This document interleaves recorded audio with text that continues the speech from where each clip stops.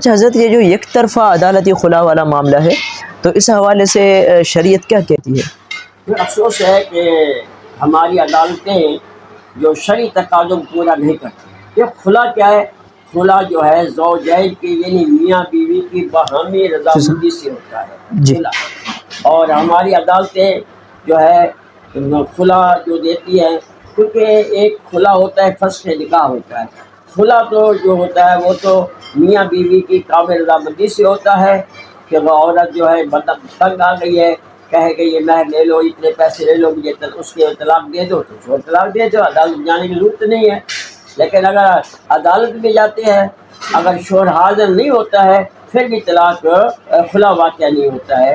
اور فسخ نکاح تب ہوتا ہے اگر عورت دلائل سے ثابت کر دے اور شوہر عدالت میں حاضر ہے، جج جو ہے وہ اس کو شوہر کہہ دے گا بھائی یہ تمہارے پہ الزامات ہیں، یہ ثابت ہو چکے ہیں، آپ کے بیوی آپ کے پاس نہیں رہنا چاہتی ہے، آپ اس کو طلاق دے دو، خلا دے دو۔ وہ کہتا میں نہیں دیتا ہوں، تو پھر اگر جو عدالت یہ سمجھتی ہے، جج یہ سمجھتا ہے کہ ان کا گزارا نہیں ہو سکے گا، وہ نکاح فسخ ہے، یہ فسخ نکاح ہے، یہ خلا نہیں ہے، فسخ نکاح ہے۔ ہماری عدالتیں فسخ اور خلا میں فرق نہیں کرتی ہیں۔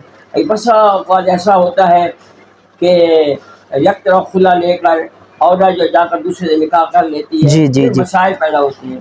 ہمارے پاس دو شخص آئے، ایک نے کہا کہ حضرت صاحب میں نے اس عورت سے نکاح کیا خلا یافتہ سے، عدالت سے خلا لیا تھا، اور پھر اس نے کہا میرے دل میں یہ بات آئی کہ جس نے اس کا جو شوہر اس سے ملاقات کی جائے، تو پھر میں نے پتہ لیا، میں نے اس سے ملاقات کی، میرے ساتھ موجود ہے، وہ بھی آیا تھا، تو اس نے کہا مجھے کوئی پتہ ہی نہیں ہے۔